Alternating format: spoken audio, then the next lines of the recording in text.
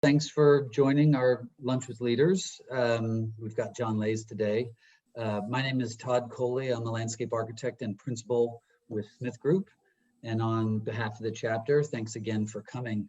Just a few housekeeping notes. Because we're all in isolation and all of that, if you feel comfortable, if you could please turn on your video, that would be great. We can connect a little better that way. We only have our partners at home, so it'd be great to see some more people. For those who want to know who are on the executive committee for the Northern California chapter, you'll see our name and then ASLA NCC after it. So those are your teammates that are part of the chapter executive committee. And then last, as part of the this lecture, if you've got questions at any point, you can put it into the group chat and put your question there. Depending on how many people we have, I think we have over 30 right now, so we might not unmute. So questions likely will just go through me. So please add that to the chat. So as you've seen in emails from the chapter and our social media, LinkedIn and Instagram, Twitter, and all of that, we've kicked off this new series, Lunch with Leaders, Industry Icons. We've been doing it since July. If you haven't seen any of the past episodes, or if you'd like to go see some of them, they're on our ASLA chapter page, as well as our YouTube channel. So you'll be able to see past lectures.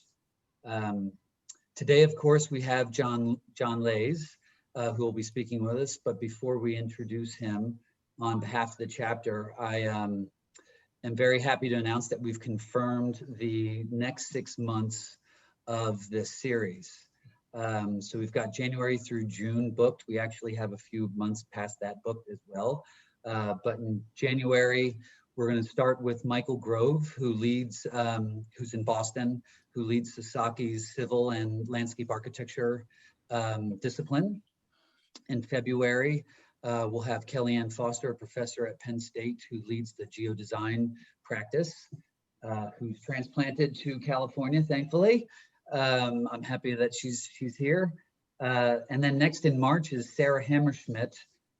She is with the Urban Land Institute, or ULI, and she helped start the Building Healthy Places initiative for ULI, which started in 2013.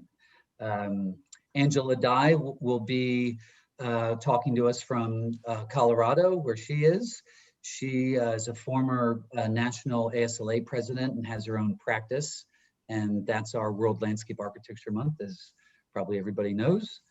In May, we have Kona Gray, who's a principal and landscape architect with EDSA in Florida. He's practiced for over 23 years, and currently we're suggesting that everyone can go to that via the Stanford lecture series.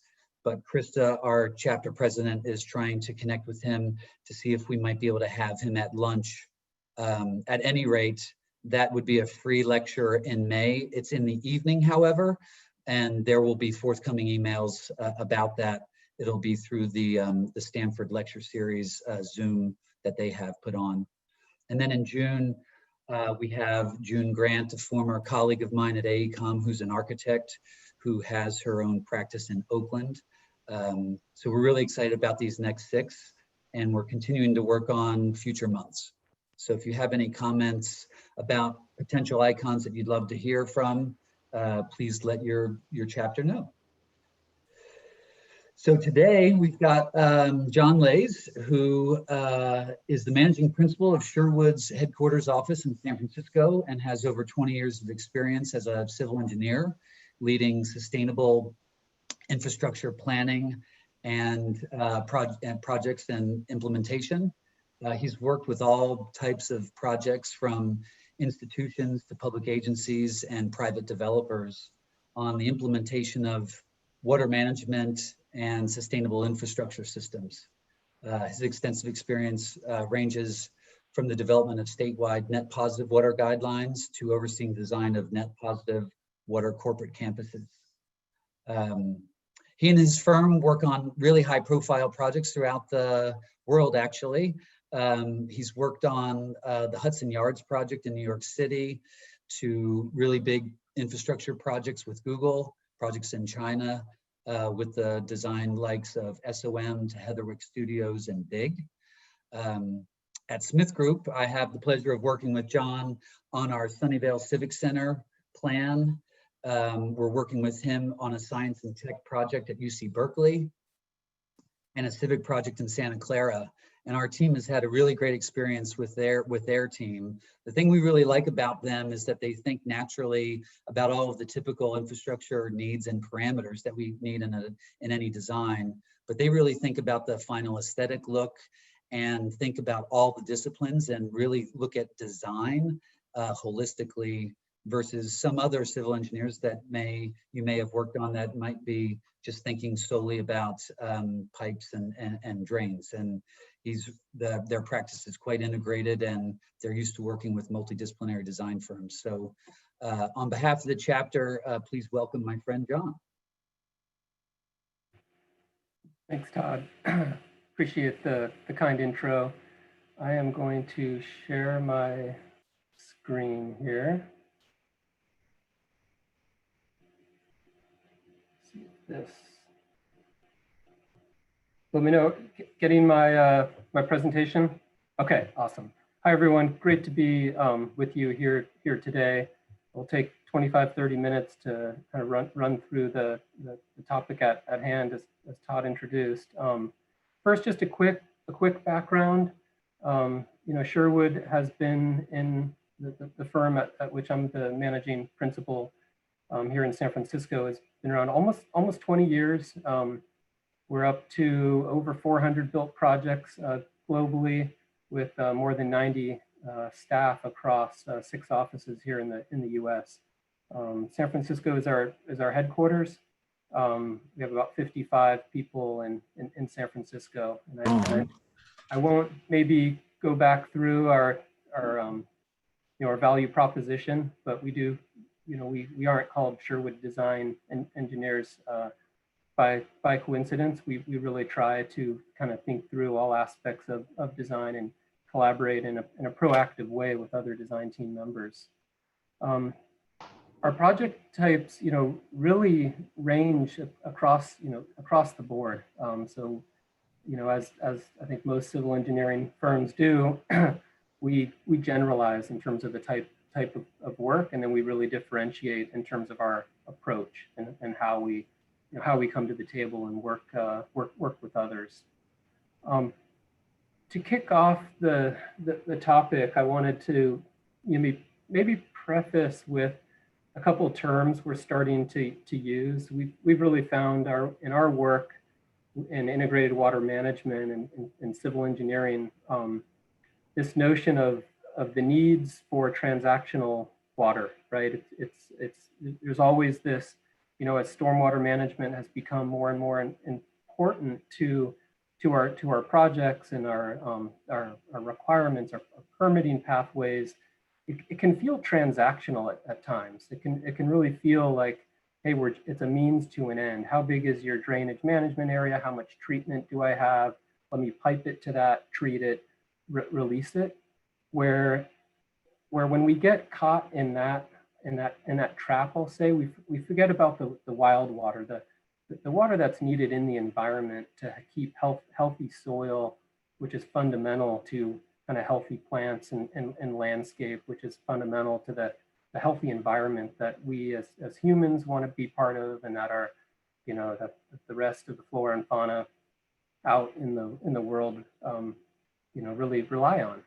And so what we've kind of seen is the world is drying up as we urbanize. We're keeping water out of the natural systems. We're even though we're starting to treat it, we tend to treat and release, and it's gotten a little transactional. And so through a lot of my work, we try to bring the wild water back in, and we try to think about the environment and the projects we work on from that context. So, when we're kind of thinking about any site, we try to relate it to natural systems, thinking how a natural ridge was formed and the drainage patterns on it. We're thinking about always spreading and soaking water back into the environment. We're thinking about how conveyance patterns worked, why things flood, and bringing that kind of that knowledge about ecology, hydrology to small site scales, right? And thinking about how to really try to bring back some of these natural processes. You know, when you start then talking about kind of net positive, you know, I think our approach is moving, you know, up and to the right, if you will, of really trying to prioritize the ecology, right? Really trying to prioritize what I'll deem the ecohydrology of a site, getting water back into the ground. And reuse is critical, you know, as part of kind of net positive thinking. You know, reducing our reliance on the potable water supplies is important. You know, knowing that we're in, especially here in California, you know, really tight and tough conditions that change year to year depending on, you know, drought characteristics. We have to think about, you know, non-potable water and the proper use for non-potable water. But we also need to turn, you know, a stronger emphasis, you know, especially for us, landscape architects, civil engineers who work more on the site, around retaining that water and utilizing that water in our sites and in our landscapes.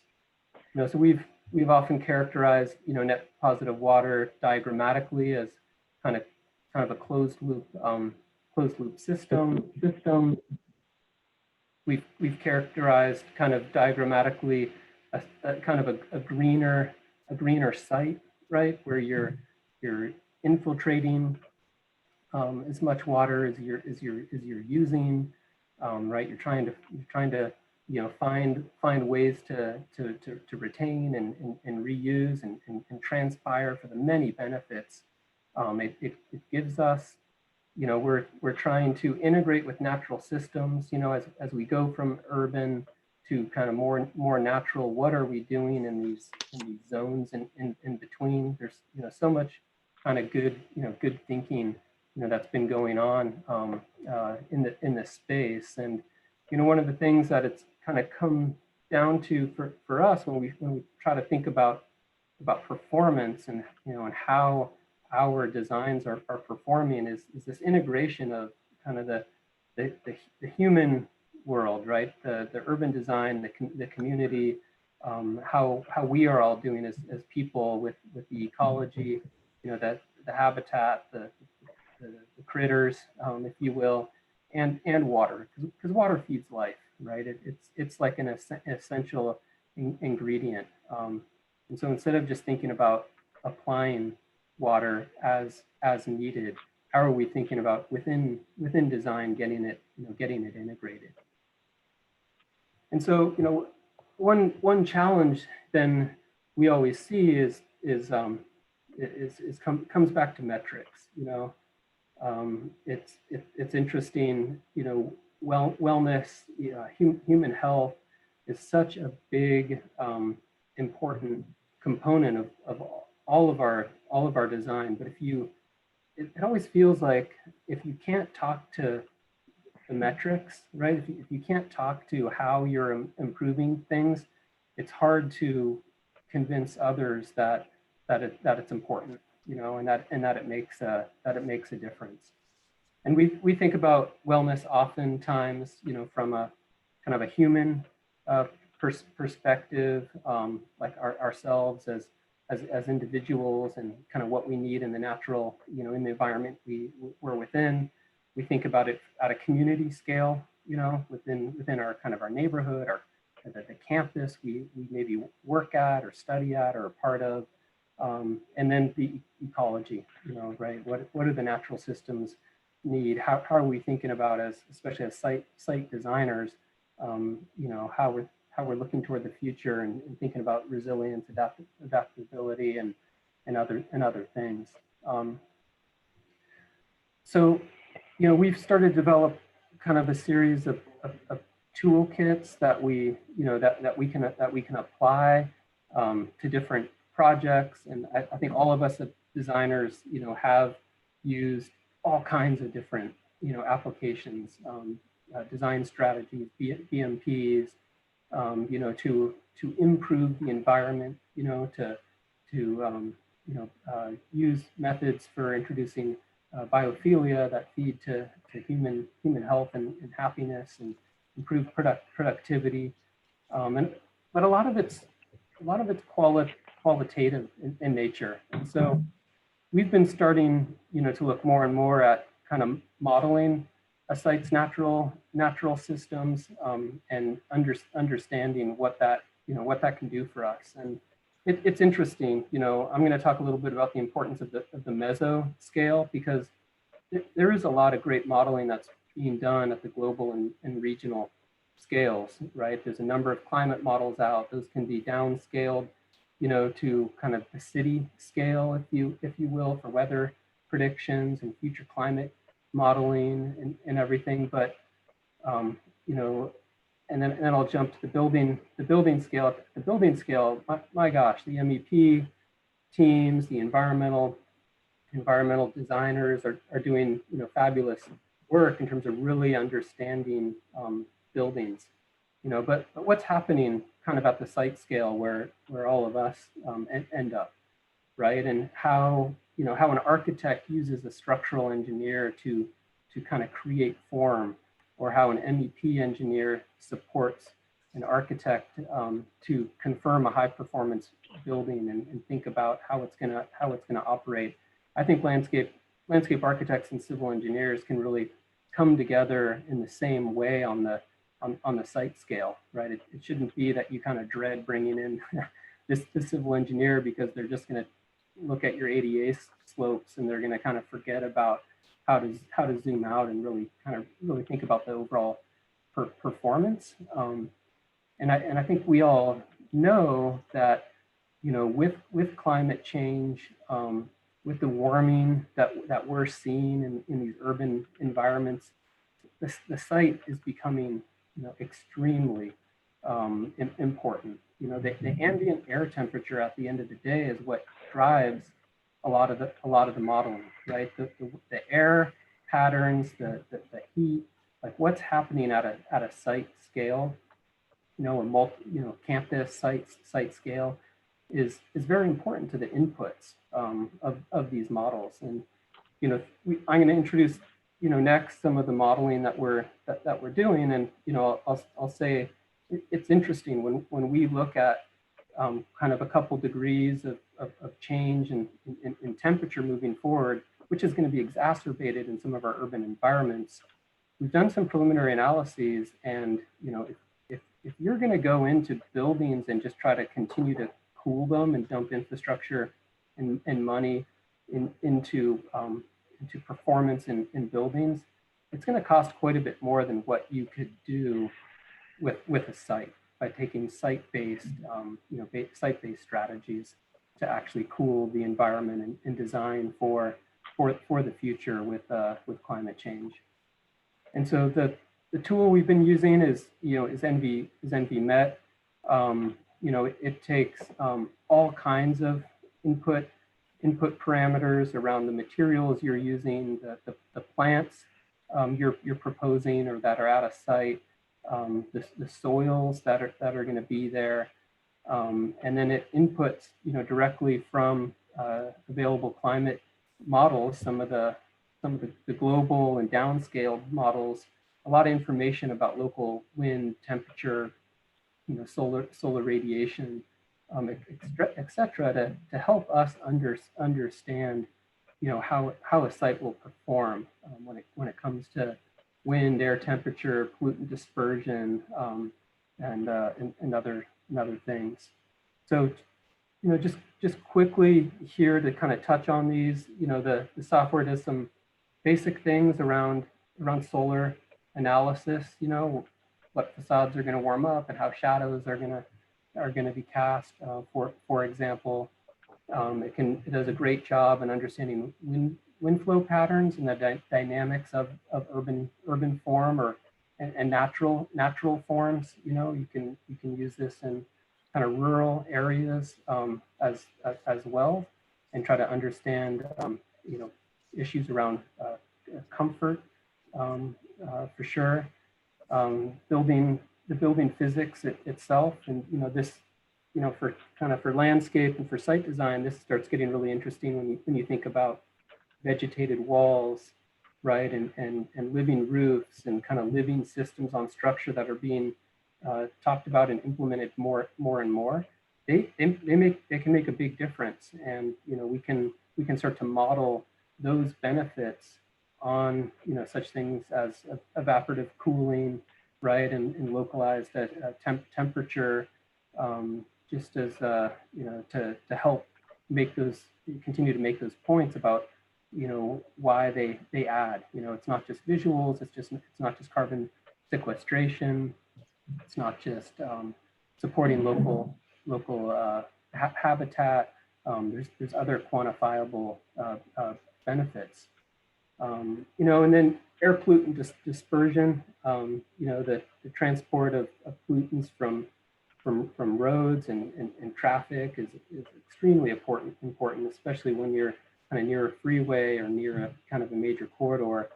And this model really helps you understand kind of how key pollutants of concern are transported, and how and where they deposit, right? And how plants and things like vegetated walls and stuff can help knock down some of those pollutants.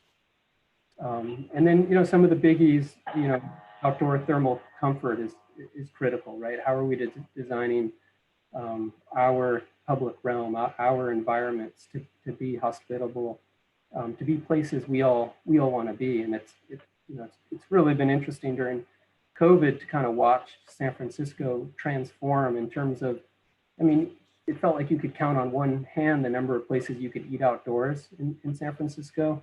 And now with all the pop-ups and expansion into the street, I think a lot of us are hoping a lot of this outdoor dining, outdoor environment is here to stay.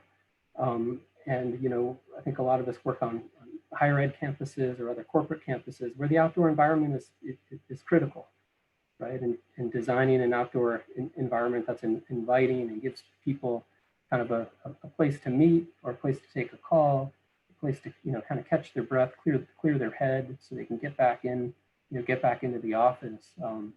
Is of utmost importance. So the modeling it's pretty cool in that it kind of works on these 1 meter by 1 meter blocks, and so you can model trees, right? You can model kind of slopes and topography. There's like a whole bunch of different ways to use it. And I think what's critical, it's built around this premise of how to propose vegetation and get green and blue strategies, into our designs and show their benefit. So I'm going to move really quickly through this, but kind of back to the typologies. There as a site design firm, there's a whole host of different design approaches and strategies we can look at integrating into our projects, from how stormwater moves through a site and trying to keep water at the surface to promote evaporative cooling, or promote spreading the water, or even biophilic elements, to integrating, of course, bioretention planters, flow through planters in a way that supports the design, how we're retaining water maybe through subsurface storage, how we're thinking about integrating green roofs into our projects, plant buffers and how they may help with both temperature and air pollutant, integrating kind of green corridors through our sites, through our communities, how these key corridors play an important part in the overall performance of a neighborhood or a building. Talked a little bit earlier, plants on structure, the structured pavement, like silva cells and things like that, to just absorb more water locally, even in our urban environments. Utilizing micro topography within our projects is super creative and an important way to find localized ways to kind of retain water, much like it may be retained in a natural environment. You know, having wetter and drier spots in your landscape. You know, and ultimately really continuing to think forward about, you know, how landscapes and buildings merge together. You know, so going back maybe to the modeling, you know, briefly, it's pretty cool, right? I mean, it has all kinds of plant species that you can give different characteristics. So you can look at a new landscape versus a more mature landscape. Like I said before, you can actively design vegetation on structure with different components, you know, such as thickness and type of vegetation. You know, you can get into with the building blocks 3D modeling to try to understand drainage and topography and how water movement or airflow or shadows and temperature change. And then you can import shape files, you can import DEMs for surfaces. So it has a lot of you know, quick ways to bring in kind of SketchUp models to get some of your parameters built quickly. I mean, for some of our sites, we're doing this work within, you know, a budget of $5,000 to $15,000, depending on kind of how many iterations you want to run. But with the way we're all modeling stuff in 3D today, it's compatible with a lot of ways we work, which is super exciting and makes it available to a lot more projects, you know, I think. And then it does have varying post-processing tools that you can utilize, so you can start to think through a site, right? And you can evaluate how, if I add, you know, vegetation or more reflective surfaces, you know, how the thermal comfort might change. And then you can tie into kind of future climatic conditions in terms of turning up the heat or turning up the solar radiation, if you will. You know, a recent project we used this on was the College of the Desert project, and you know, and ultimately competition that our team was fortunate enough to be part of the selected team to try to understand the campus and some of the vegetation strategies down in Palm Springs that we could use to really promote cooler parts of the campus, you know, for the human, you know, the human experience. And so we ran a few different iterations. We worked with the architects and landscape architects to understand where people would want to be. There was landforming involved in terms of like mounding and depressions, you know, obviously modeling in a various different parameters, you know, such as the plant species, the trees, their spacing, where they sat, the materials to understand albedo and, you know, reflectivity was kind of all part of the process. You know, and then also looking at kind of wind speed, you know, to try to understand kind of how the wind would be moving through there and where some of the cooling breezes would be, and how to put those in relation with the landscape so they could, you know, they could work together, you know, essentially. And then, you know, another piece that's been really interesting is even taking some of this and working with, you know, architecture and MEP teams to try to understand, you know, slightly more complex urban environments, you know, where wind performance is actually important when you think about cooling, you know. And on this project, it was really looking at airflow through and vegetated on structure to try to make a building act like a green lung. So we were trying to promote passive cooling through a courtyard and up through the building, and then using kind of the vegetation both for cooling, but also for uptake of infiltration of particulate matter. And so through kind of using the architect's Revit model and then adjusting kind of key parameters in the architecture to really get the flume effect working, able to help with the CFD analysis at like a site scale to help help prove it out. So this is the kind of the diagram of one of the tools we're using on the on the metric side. I think a lot of it does come back to the kind of the site design itself, obviously, and how we as designers are thinking about water management on a site.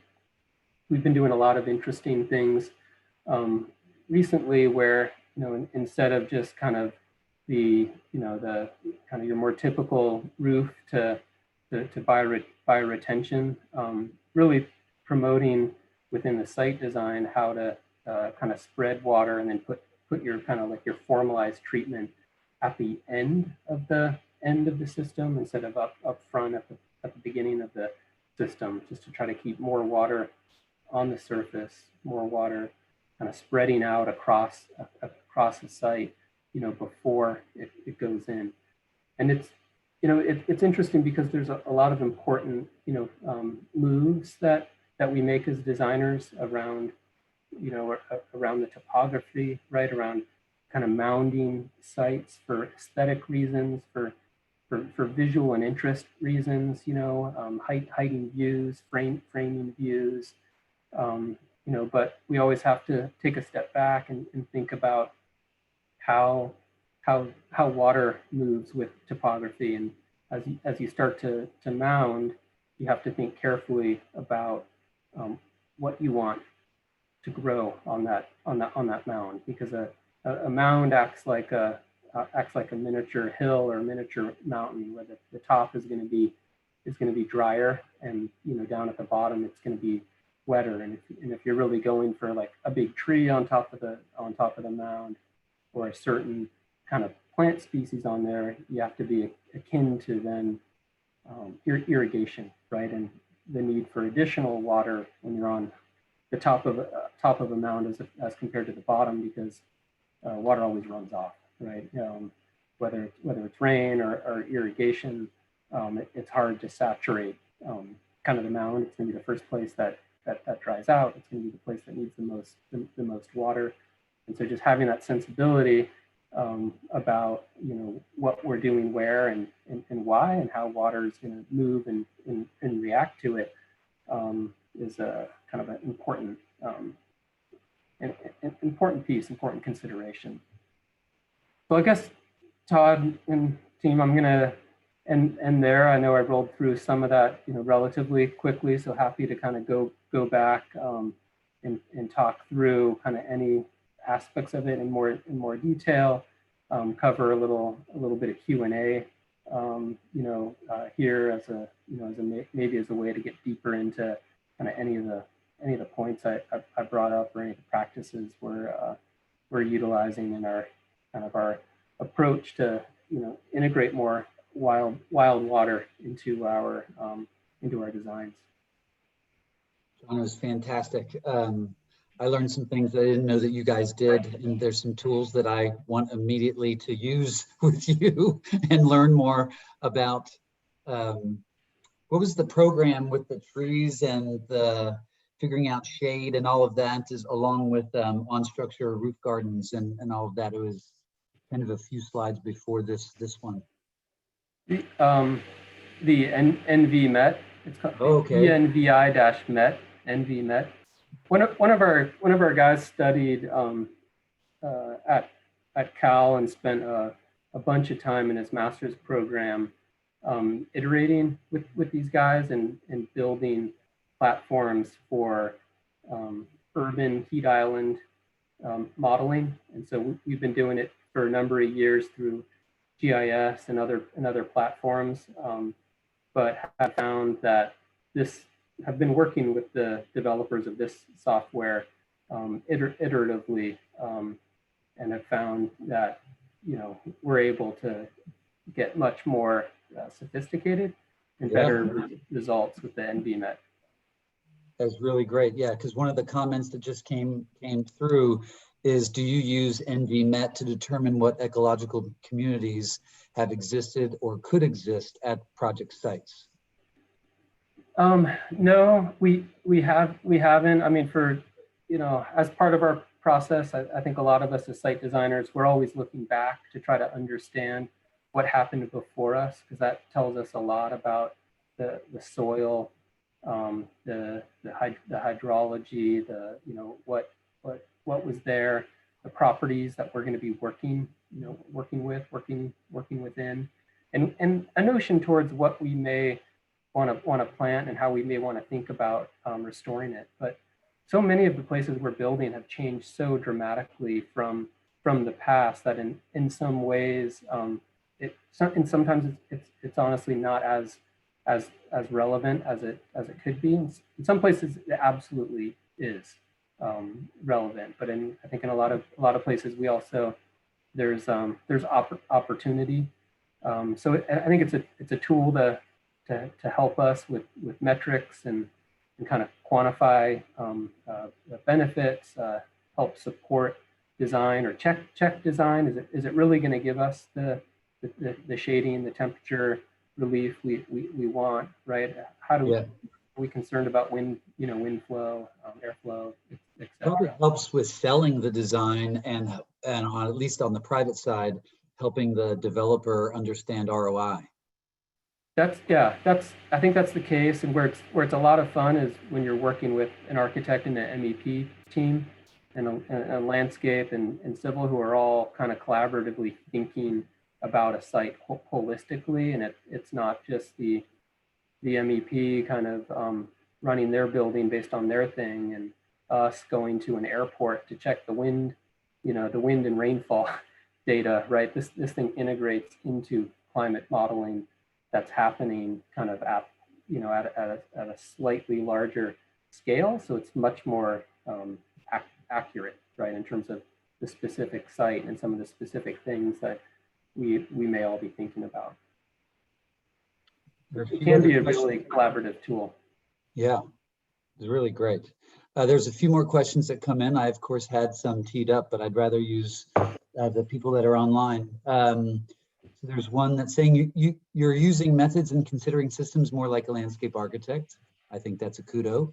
And I think most landscape architects would love all civil engineers to be more focused on design integration the way you approached.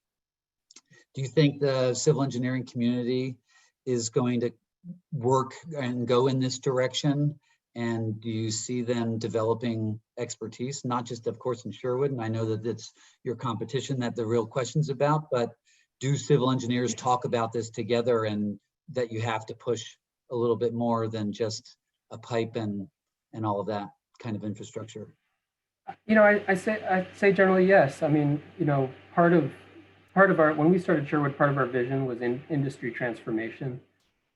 Part of it was always, 20 years ago, it was green infrastructure, right? It was low impact design. It was, helping to write manuals and guidelines and get some of the, the first rainwater bioretention facilities in San Francisco built, or, what it was, and that stuff is just taken off to, a level, not that we're responsible, but we're advocates for, for the industry and for where we need to be kind of thinking as designers, as engineers, as professional practitioners.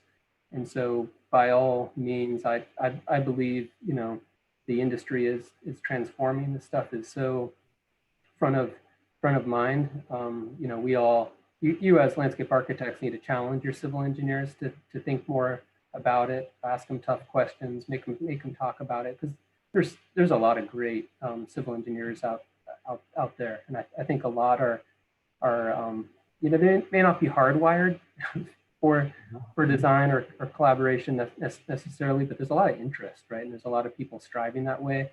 And I think one thing we're seeing with our younger engineers coming in, they're going up through a whole new world in terms of education and what they learn in college. I mean, when I was at Cal 20 years ago, I had to fight to take like an urban design studio over at School of Environmental Design, right? And now there's, as I left, I was working with my my professor over there to like help talk about a program, right, where it becomes listed in civil engineering, these other studio courses to just promote that. Yeah, a lot of our new hires are thinking differently than a traditional civil engineer would have thought. There's another question from Brett. Have regional water boards helped shift the thought around dispersing water? I'm curious if state, regional, and local codes and requirements are helping form your perspective. Have these restrictions or design challenges help you innovate and make some of these ideas become reality?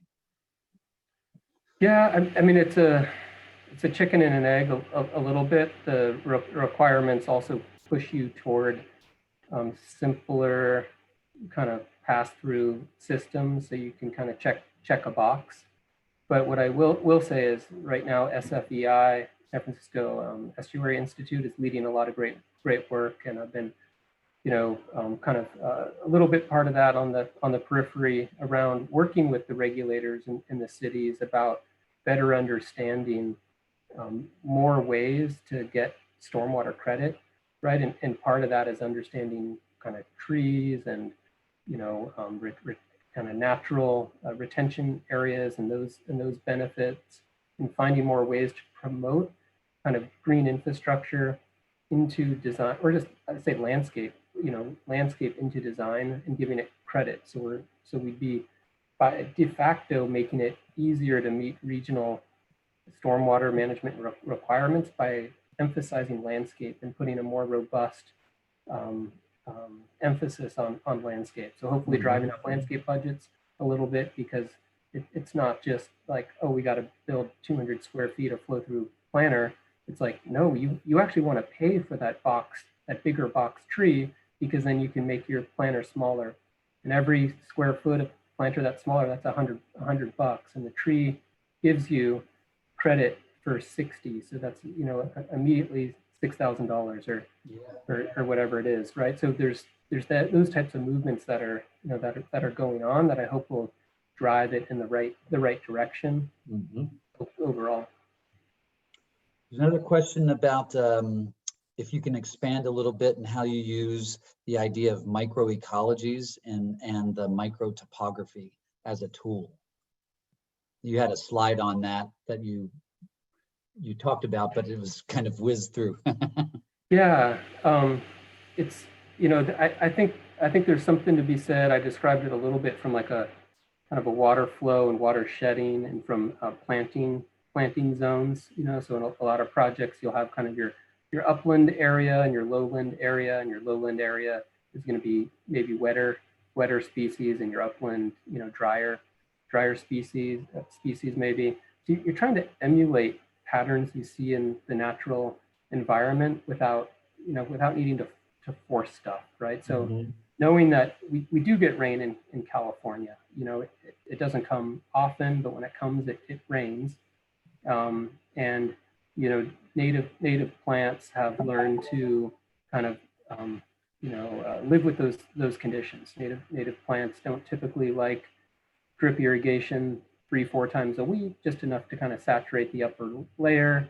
They would prefer a deeper irrigation wetting cycle, kind of once a week or every other week or something like that, to really hydrate the soils deep down, because they grow deeper roots that tap into that longer into the dry season. And so the microtopology can help you with that, using the landscape to move the water, focusing on where you're infiltrating the water and where you're planting certain species to work together to really naturally wet the environment, not manually, wet it with our irrigation.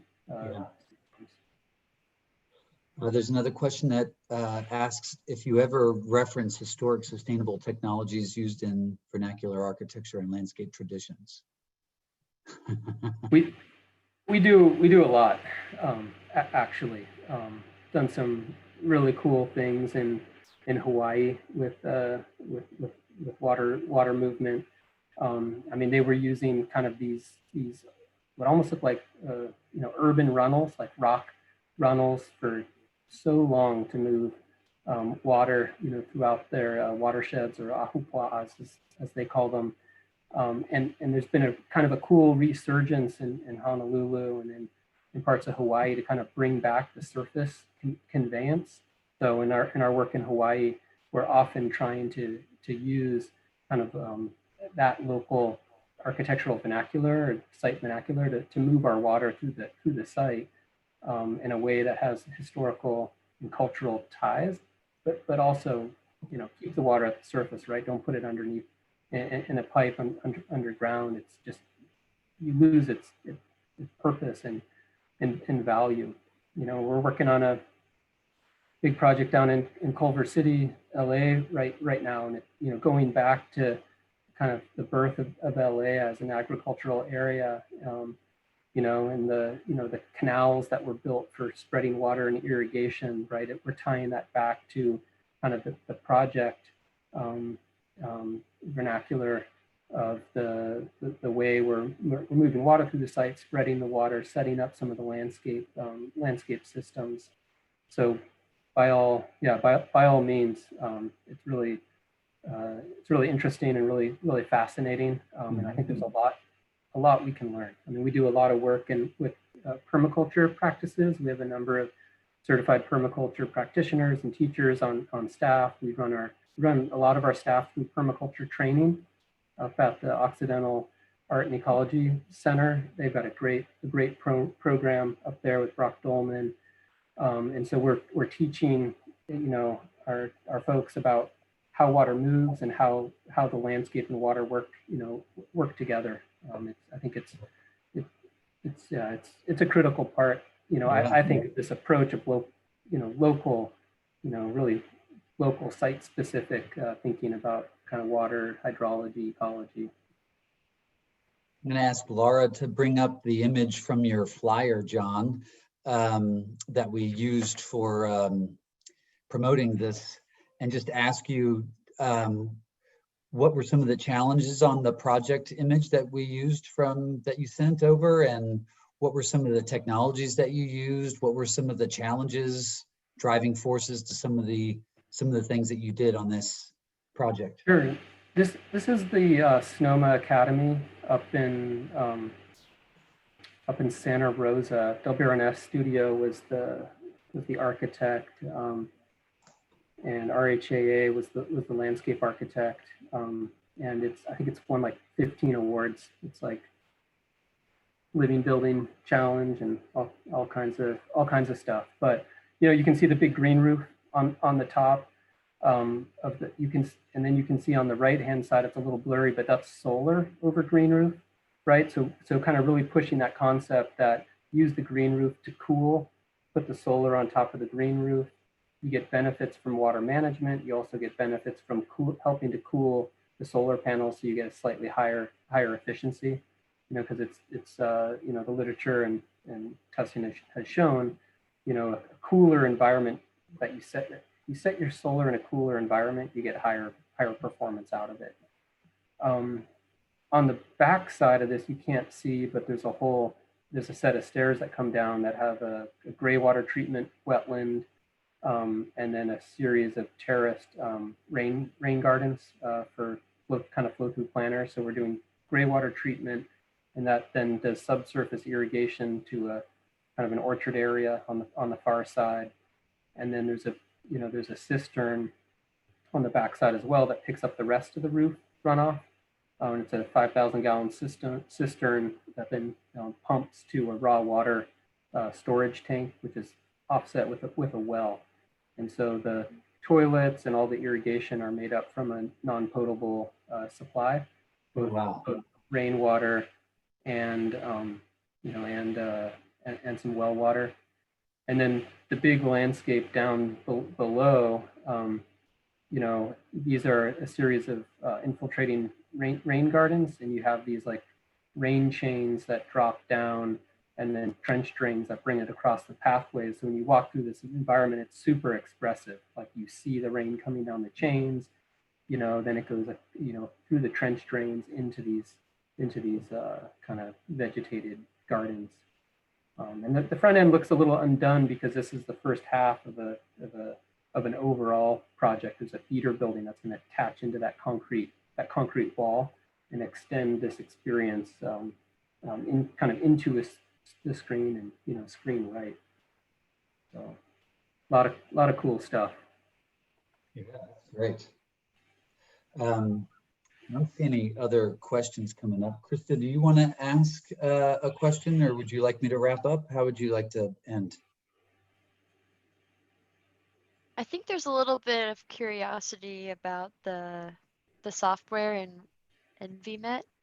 Can you talk a little bit more about that? And is it something that we can use as landscape architects, or do we need to go to civil engineers to kind of get that information? It kind of feels like it's this magical crystal ball that would be really helpful. No, like, yeah, no, it can totally be used by, you know, by landscape architects.